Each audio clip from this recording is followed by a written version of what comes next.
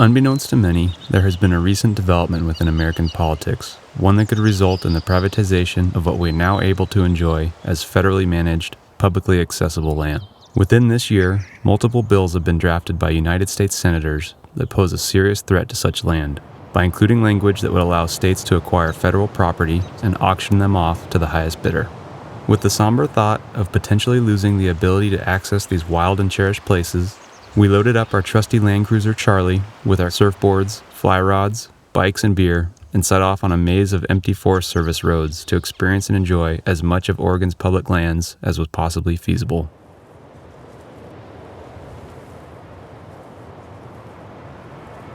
Our trip began within Oregon's Siuslaw National Forest, nestled along its rugged and densely forested coastline.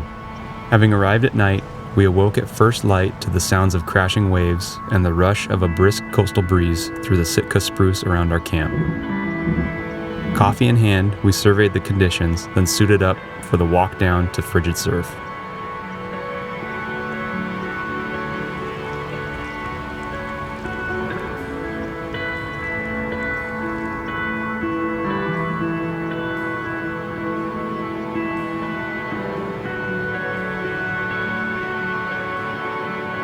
Between blinding fits of brain freeze and paddling for short, gutless waves with numb, lifeless hand, we would look back at the coast to dwell upon the towering evergreens, plunging down dark, rocky cliffs toward the sea, and with not another soul as far as the eye could gaze, all of our suffering soon gave way to an overwhelming feeling of intense appreciation.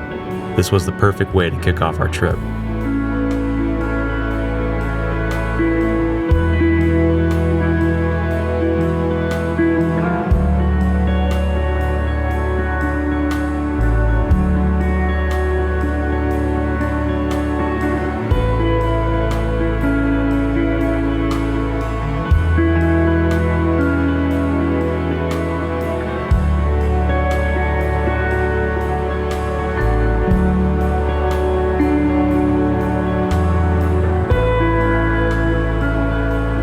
With such a memorable surf session already under our belts, we plodded up the nearest Forest Service road to find our camp for the night.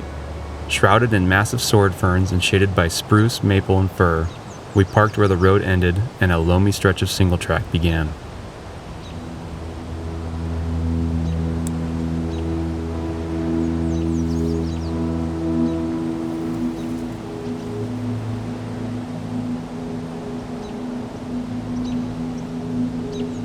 From camp, we climbed steadily, eventually traversing the southerly ridge of a steep canyon, incised by the babbling coastal stream far below.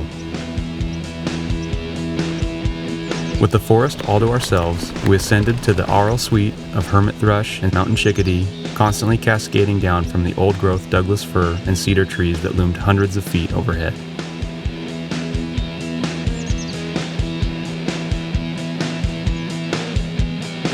And just as the climb pitched into its steepest section yet, we spotted a trail pointed downward, and seemingly back toward camp. So we took it.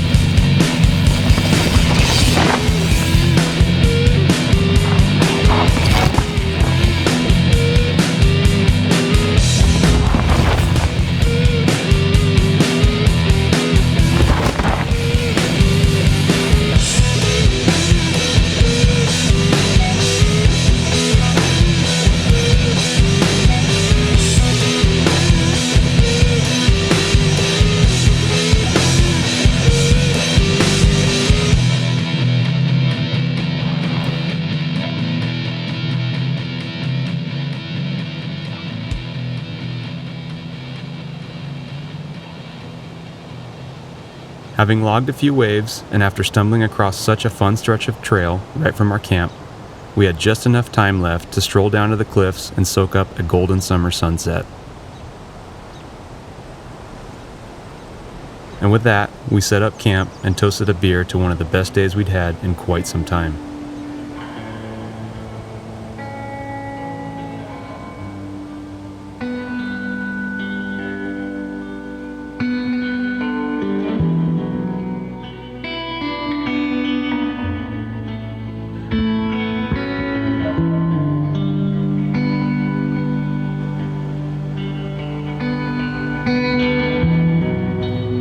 The next morning would find us heading eastward, tracing the contoured valleys and rivers that shed water from Oregon's Cascade Mountains toward the sea.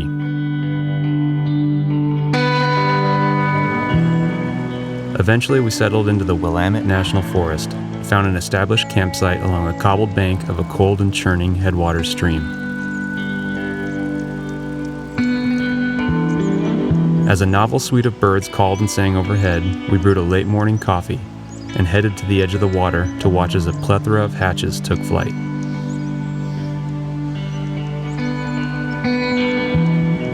Having spotted the odd rise, we rigged up our rods, but made only a few casts before we saw the huddled, shifting silhouettes of some very large fish in a deep and swirling pool.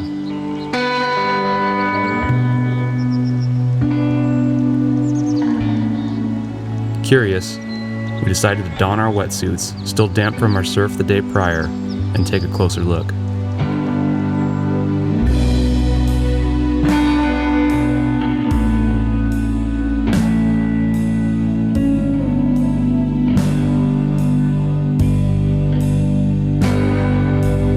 Once beneath the surface, fully immersed in the cold and clear water, we drifted past multiple year classes of coastal rainbow and coastal cutthroat trout. Mountain whitefish were seen hugging the periphyton-lined boulders along the stream bottom, and a group of Chinook salmon held low, conserving their energy for the final push on their journey from the sea to suitable spawning grounds upstream.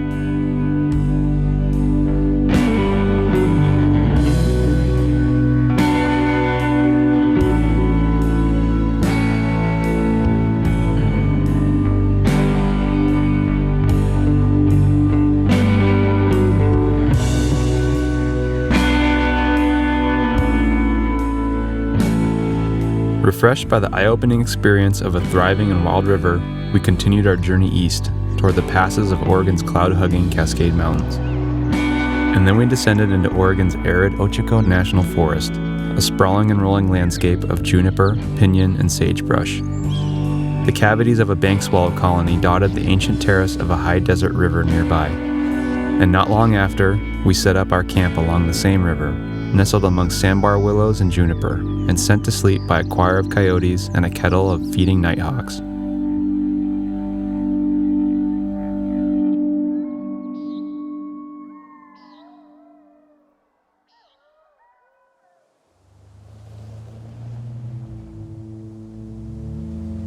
With the following sunrise, we began our journey into one of Oregon's most remote areas, the dusty innards of the Malheur National Forest, in pursuit of a 16-mile stretch of riverside single track that resides there. For hours, we passed through mixed forest and arid scrubland, crossing valleys and their rivers, reluctantly fighting the urge to stop and fish along the way, knowing that we had a distant destination to reach. At one point, we encountered the still ashy remnants of a fairly recent forest fire. Our progress slowed as we stopped to winch fallen pines and firs from our path.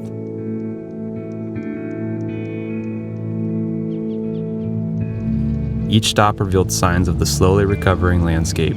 The cloven prints of a Rocky Mountain mule deer and black bear scat graced the roadside, and voles could be seen harvesting the small annual flowers that dotted the forest floor, while red-tailed hawks screeched and soared overhead.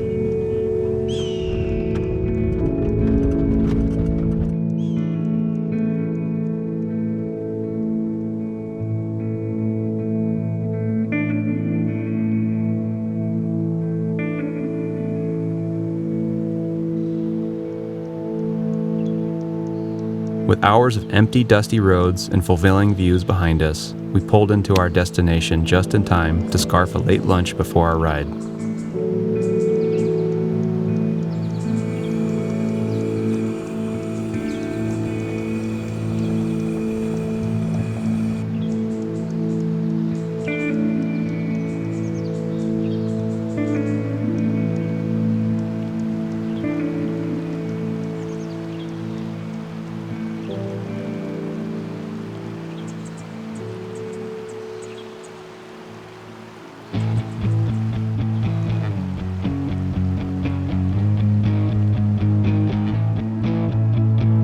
Fueled up, and with our rods stowed, we pedaled up the canyon of this remote river, climbing and descending for miles along the undulating single track that skirted its rocky canyon walls.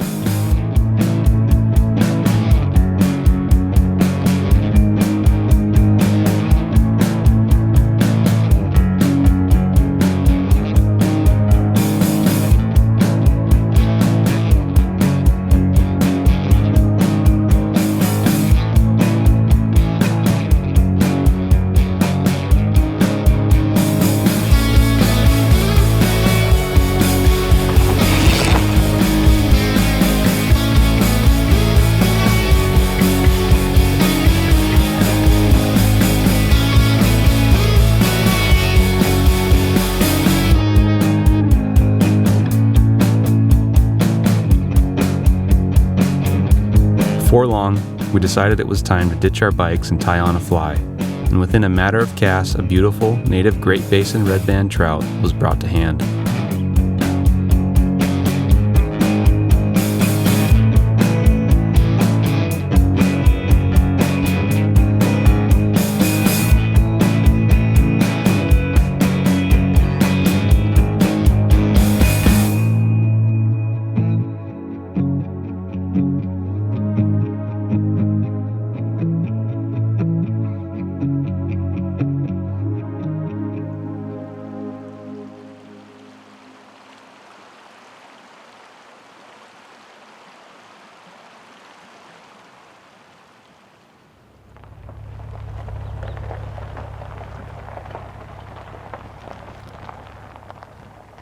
The next day would find us heading eastward and upward toward the final destination of our trip, the Wallowa-Whitman National Forest.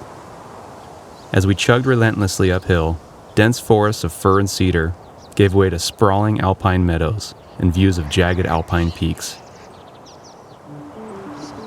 Upon the highest ridgeline in the distance was a trail that traversed the rocky spine of an alpine range, visiting numerous fish-filled high-country lakes along its course. Needless to say, when we arrived there, we couldn't help but to saddle up and check it out.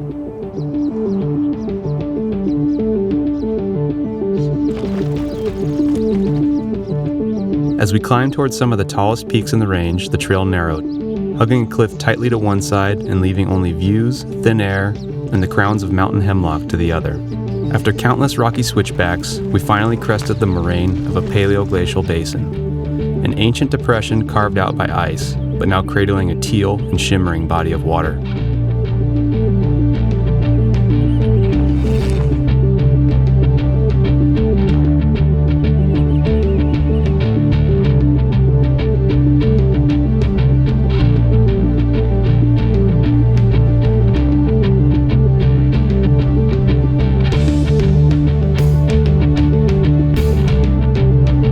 As we approached the lake's edge, myriad insects could be seen taking flight, and the occasional concentric rings of rising fish pockmarked the surface.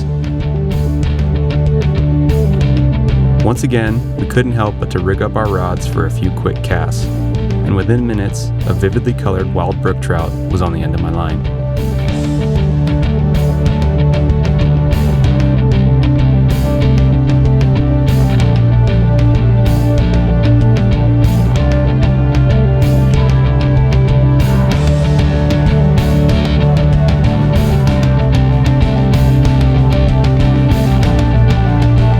After a few more fish and a quick refill on water, it was time to head back downhill to camp.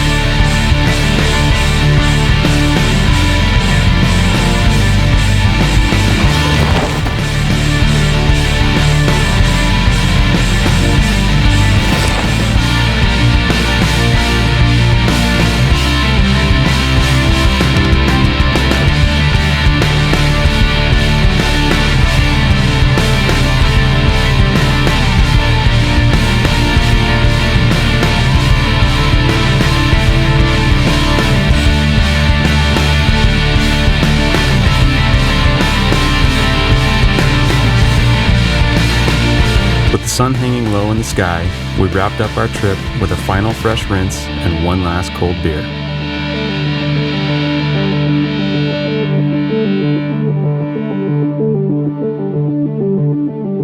And as the sun set behind us, we watched as the final rays of sunlight danced across the landscape. A landscape that belongs to all of us. Our land.